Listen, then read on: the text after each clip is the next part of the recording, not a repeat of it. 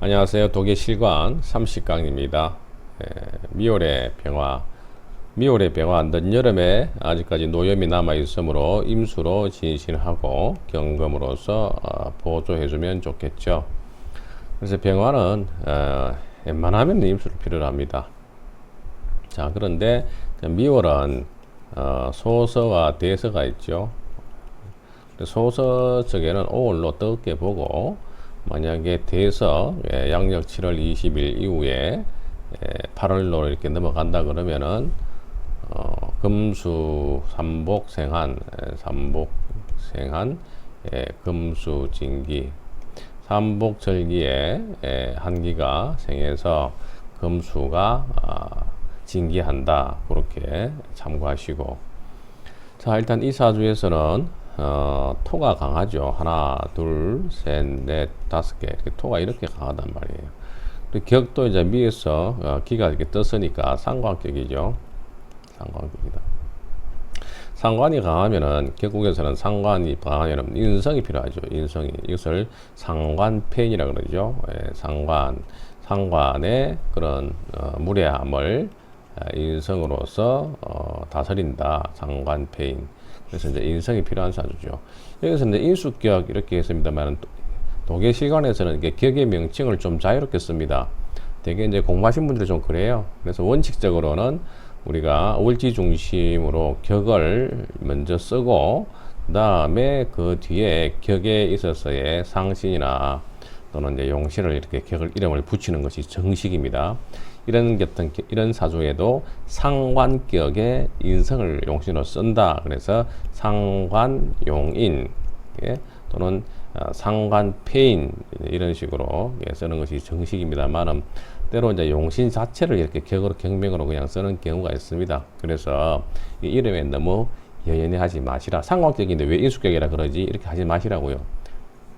용신은 그런 식으로 변통해서 쓰는 경우가 있다.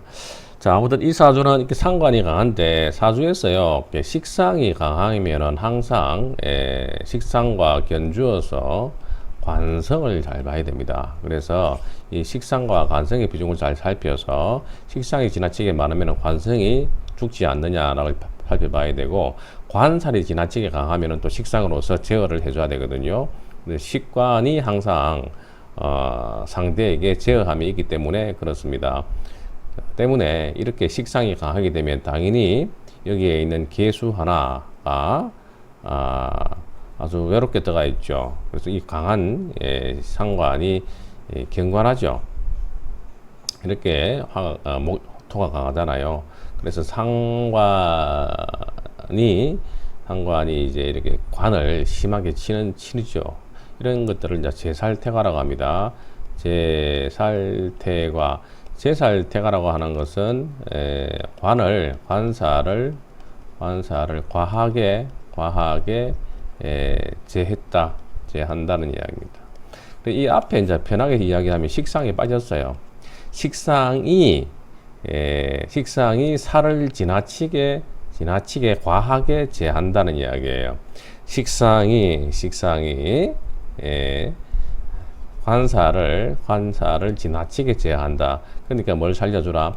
술을 살려주라는 이야기죠. 이럴 때는 관이 용신입니다. 관이 용신이 되고, 관을 살리려면 토를 제거해야 되죠. 그렇기 때문에 인성이 희신이 됩니다. 인수가 희신이 되죠. 그래서 수가 용신, 목이 희신, 이렇게 되죠. 물이 대차게 시원하게 흘러야 되는데, 토가 많이 막고 있으니까 어떻게 해요? 목으로서 소토를 해야 되겠죠. 빵빵 뚫어줘야 되겠죠. 그죠? 그리고 여기서는 목이 안 보이니까 해중, 간목, 진중, 얼목, 유중, 얼목 이런 것밖에 없죠. 그래서 운에서 목이 와야 되죠. 하지만 이렇게 떨어져 있더라도 반합의 기운이 형성되어 있고, 이럴 때 이제 묘운이 오게 되면 해묘이 목국으로 빵빵 뚫어주면서 시원하게 열릴 겁니다. 이때는 이제 을묘운이 가장 좋겠죠. 자, 그래서 이 사주는 상관 용인격, 십성의 십신, 십천간이죠. 십천간론에서는 되게 이제 병화가 기토를 보면 대지보조라 그래요. 넓은 땅을 병화가 비춰주니까 좋다고 하는데, 그거는 병화의 그거는 기토의 입장이고, 기토 입장에서는 이렇게 비춰주면 좋겠죠, 그죠? 그런데 병화가 이때는 심하게 효강됩니다. 병화가 약해진다, 화가 약해진다. 그래서 이럴 경우에도 을목으로서 폐의를 해줘야 된다. 을목이 일간을 좀 보충해 주던가 토를 좀 제어해 줘야 된다. 그래서 병화 입장에서는 무토와 기토를 만나는 걸 그닥 달가워하지 않습니다. 병일주가 미월 토왕절에 태어나서 간지에 5개의 토가 설계하니 아무리 하절 여름에 병화라도 신약을 면치 못한다. 당연히 신약이죠. 해미 회국 인수 목을 이룬다면은 친하연 토를 토를 갖다가 소통해서 빵빵 뚫어주면은, 그리고 약한 병화를 갖다가 구하면은 가장 좋을 것이다. 1번 관사를 구한다. 목이 토를 제해서 관사를 구한다. 2번 신약한 병화를 보한다. 목생화로 보한다. 그죠? 3번 역시 병이 되는 토를 제한다. 소토한다. 그래서 사주에 이 다자는 병이에요. 많은 게 병이기 때문에 병이 토를 소토를 해야 되고, 약한 화를 덮고 역시 관사를 구해내면은 사주가 권형을 이루겠죠. 권형. 이 사주의 권형이 흔히 하는 종합적인 관법에서의 용신입니다. 동서남북에 정치할 데가 없이 성혼도 못하고 혼인도 못하다가, 그래서 식다 신약이고 그야말로 일간무력이니까 세상에 기술은 좋아도 이룬 게 없겠죠. 39세 신미년에 6.25 사변 때 독신이 된 여자를 만나서 의류사업으로 기반을 닦았다. 39세 을묘대운이 제대로 왔죠. 묘대운 묘년 해묘미 목국을 이루죠. 이때 그 목으로 좋아지지 않습니까? 대개 직업으로 성공할 때, 사업으로 성공하거나 일단 본인이 좋게 될 때 용희신으로 잘 되죠. 그래서 역시 의류 사업이 뭐예요? 섬유죠. 그래서 이때도 목으로 잘 됐다. 목으로. 그래서 어떤 직업이 용희신이 되게 되면 좋다. 을묘 그 다음에 갑인까지 20년간 성가했고, 자식을 둘이 놓고 건강도 좋고 목숨도 길었다. 그래서 운을 잘 만났네요. 상관이 나왔는데 복습 한번 하면은요, 상관격에는 가상관격이 있죠. 그 다음에 이제 진상관격이 있습니다. 진상관격은 진짜 상관격이라서 일간에게 이제 무리가 되죠. 일간에게 부담을 주죠. 다시 말해서 설기가 아주 강하기 때문에 진상관격은 상관이 병으로 작용합니다. 상관이 병. 그래서 진상관에는 용인격, 인성을 용신으로 씁니다.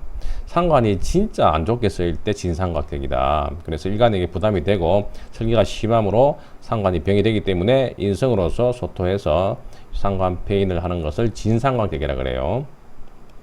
가상관격은 상관격인데 가짜 상관격이란 말이에요. 그래서 식신처럼 좋게 쓰이는 경우를 가상관격이라고 이야기합니다. 흔히 상관을 용신으로 쓸 때, 상관이 용신, 희신으로 쓸 때가 보통 가상관격으로 이야기합니다. 그래, 가상관격은 뭐다? 상관이 용신일 때, 진상관격은 상관이 병일 때를 말한다.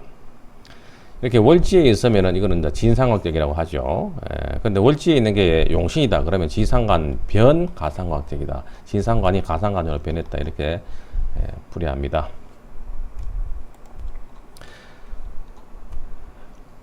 다음 사주 미월의 병화입니다. 여기서는 정간에 병병, 을병에서 그리고 지지에 미월이니까 특히 미월 달에 특히 소서절기에 정병이 이렇게 떴잖아요. 그럼 무조건 신강할 경우가 굉장히 많습니다. 그래서 다른 그 간지보다 병화의 특징이라고 볼 수가 있고요. 여기서도 당연히 신강하죠. 병화가 강하면 당연히 임수 쓰고 경금으로 보조해야 된다 그랬죠. 그렇죠. 여기 이제 신중 임수가 있죠. 또 신진수 이런 수가 국을 이루면 좋겠죠. 그래서 이 사주에서는 관성을 용신으로 써야 된다. 병일주가 미월 소서절기에 태어나서 간지에 삼화, 세 개의 화가 있고 한 개의 목이 있어서 화기가 성하고 지지에 삼토, 일금, 토가 세 개 있고 하나의 금이 있어가지고 화생토에서 설극하니 왕약이 상반이다.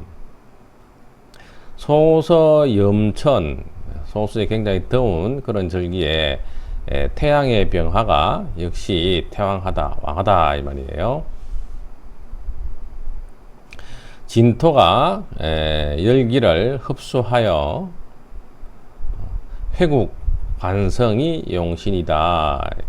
그래서 진토로 화생토로 설계해서 이렇게 신자진 수국이 되게 되면 가장 좋겠죠. 따라서 신금 재성이 희신이 된다.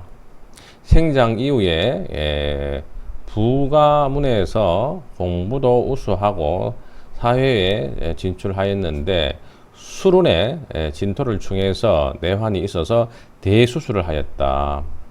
양진임으로 생명을 무사하였다. 하여튼 수룬이 여기서는 최악의 운이죠. 이런 식으로. 기억하세요. 일간에 묘궁이 왔을 때, 묘궁. 일간에 묘궁이라고 하면은 갑의 미, 을의 술, 이런 이야기, 병의 술, 그죠? 정의 축, 이런 글자를 묘궁이라고 하는 이야기 합니다. 물론 음포대를 포함시킵니다. 일부 뭐 통변하시는 분들이 음포대를 안 보고 양포대만 보시는 분이 있는데 그렇지 않습니다. 무조건 음포대까지 봐야 됩니다. 일간에 묘웅이 있을 때 여기 식상이 다친다. 식상이 그걸 받거나 훼손될 때 다칠 때 일간 묘궁 왔는데 식상 다친다. 느낌 오죠? 몸 아픕니다. 이런데 더욱더 형살이 겹칠 때 형살이 추가된단 말이죠. 그러면 무조건 신액, 수술, 신하면 관제, 구속 이런 것들을 당할 수가 있다. 뭐다? 일간에 묘궁이 왔을 때 그리고 식상이 다칠 때 식상은 나의 활동력, 밥숟가락, 움직임, 건강이죠. 이때 형살이 오면은 잘못하면 이제 맛이 갈 수 있는 거죠. 이 사주에서 일간의 묘궁이 술이죠. 그리고 일간의 묘궁이 왔죠. 이렇게 그죠?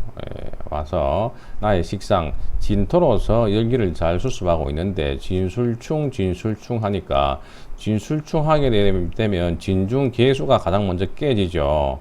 그러니까 이제 물이 깨지니까 나한테는 좋을 리가 없잖아요. 그러면서 어떻게 축술미 사명으로 돌았죠. 역시 우리 이때 어떻게 됐다? 이때 대수술을 했다. 죽을 뻔했다는 이야기예요. 그리고 한 가지 더 한다면은 일간 묘궁에 앞에서 우리가 공부했었죠. 욕사충 걸릴 때 일간 묘궁이 왔을 때 일간이 욕사충에 걸리면 묘궁의 욕사충이니까 욕사충은 욕지는 목욕을 이야기한다. 사는 시체를 이야기한다.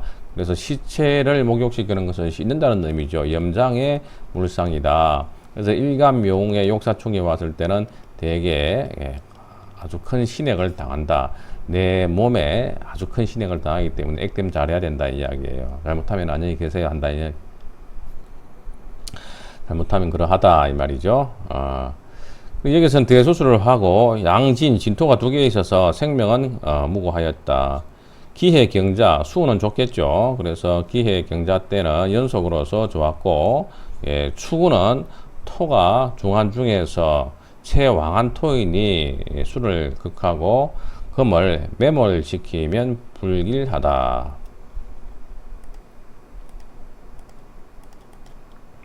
일자가 준수하다. 자식 하나가 준수하다. 이제 여기서 이제 축이 이렇게 이제 왔는데요. 축이 왔는데 이 축대는 이제 좋지 않을 거라고 이야기하죠. 그래서 축이 어떨 때는 금에 이렇게 묘지로 활동을 하고 어떨 때는 또 축이 토생금으로 쓰이고 요럴 때가 이제 좀 차이가 있죠. 그 토생금으로 쓰일 때는 세운에서 일가를 도와줄 때가 하고 그리고 이제 그 금의 묘지로 쓰일 때는 아무래도 세운에서 이제 화금에서 금을 힘을 쓰기 어려울 때 그럴 때는 이제 금의 묘지로 이제 보기도 합니다. 그리고 이렇게 이제 축술미 사명이 될 때는 무상 대체가 필요하죠. 그래서 이제 토의 형이다, 형살 그것이 축술미죠. 축술미다. 그래서 사명이 되게 되면 이 사명에 대한 물상 대체를 해야 내가 또 좀 액땜을 하는 효과가 있죠. 그래서 이 토는 땅이기 때문에 땅으로서 액땜하는 게 좋아요. 그러면은 이제 되게 텃밭을 힘들게 가꾼다든가 또는 뭐 종교라든가 활인 공부를 해서 토는 화개살이기 때문에 이런 그 공부를 한다든가 안 그러면 역술 공부를 한다든가 또 뭐 전원 생활을 한다든가 그죠. 그리고 이제 토라는 것은 땅으로 인해서 힘든 거니까 뭐 열심히 산행을 다닌다든가 그죠. 나는 자연이다 이런 물상들이죠. 그래서 그런 액땜을 하게 되면 면한다 저런 생활 같은 거 하면 된다 이 말이죠.